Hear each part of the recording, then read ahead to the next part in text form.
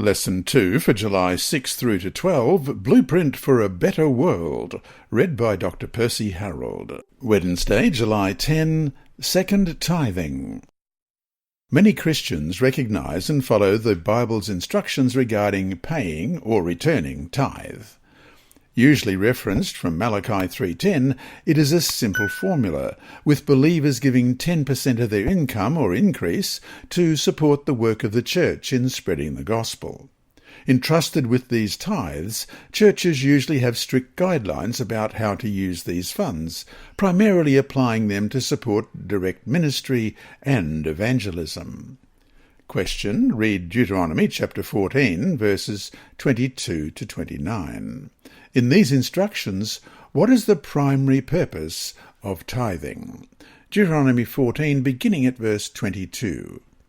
You shall truly tithe all the increase of your grain that the field produces year by year, and you shall eat before the Lord your God in the place where he chooses to make his name abide, the tithe of your grain, and your new wine, and your oil, of the firstborn of your herds and your flocks, that you may learn to fear the Lord your God always. But if the journey is too long for you, so that you are not able to carry the tithe, or if the place where the Lord your God chooses to put his name is too far from you, when the Lord your God has blessed you, then you shall exchange it for money, take the money in your hand, and go to the place where the Lord your God chooses.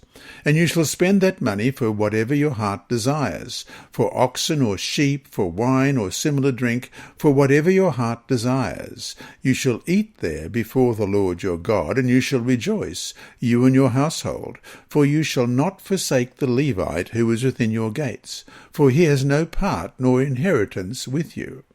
At the end of every third year you shall bring out the tithe of your produce of that year, and store it up within your gates. And the Levite, because he has no portion or inheritance with you, and the stranger and the fatherless, and the widow, who are within your gates, may come and eat and be satisfied, that the Lord your God may bless you in all the work of your hand, which you do.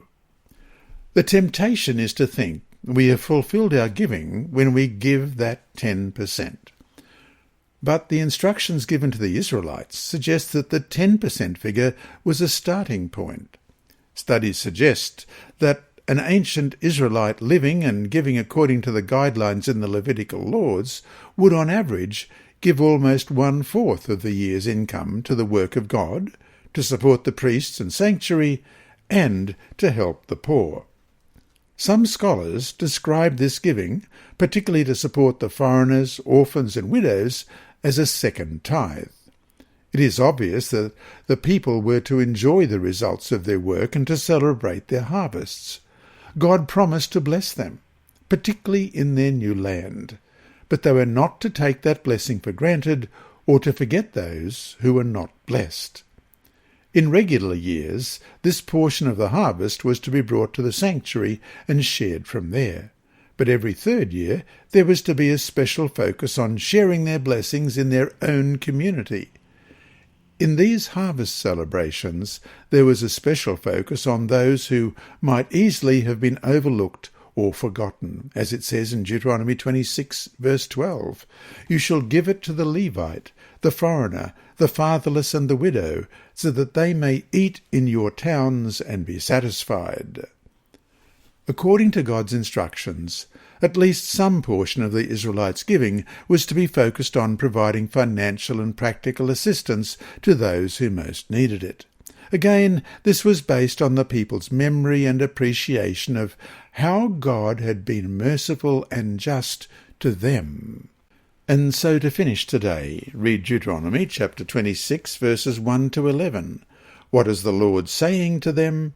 How should we apply this to our own attitude toward giving to those in need? Deuteronomy 26, beginning at verse 1. And it shall be, when you come into the land which the Lord your God is giving you as an inheritance, and you possess it and dwell in it, that you shall take some of the first of all the produce of the ground, which you shall bring from your land, that the Lord your God is giving you, and put it in a basket, and go to the place where the Lord your God chooses to make his name abide. And you shall go to the one who is priest in those days, and say to him, I declare today to the Lord your God that I have come to the country which the Lord swore to our fathers to give us. Then the priest shall take the basket out of your hand and set it down before the altar of the Lord your God. And you shall answer and say before the Lord your God, My father was a Syrian, about to perish, and he went down to Egypt and dwelt there, few in number.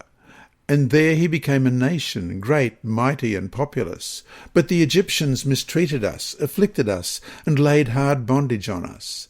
Then we cried out to the Lord God of our fathers, and the Lord heard our voice, and looked on our affliction, and our labour, and our oppression. So the Lord brought us out of Egypt with a mighty hand, and with an outstretched arm, with great terror, and with signs and wonders. He has brought us to this place, and has given us this land, a land flowing with milk and honey. And now, behold, I have brought the firstfruits of the land which you, O Lord, have given me. Then you shall set it before the Lord your God, and worship before the Lord your God. So you shall rejoice in every good thing which the Lord your God has given to you and your house, you and the Levite, and the stranger who is among you. You have been listening to a reading of the Adult Sabbath School Bible Study Guide by Dr. Percy Harold from Queensland, Australia. This service is brought to you by Hope Channel, the Sabbath School Department, and Christian Services for the Blind. Remember, God is always faithful.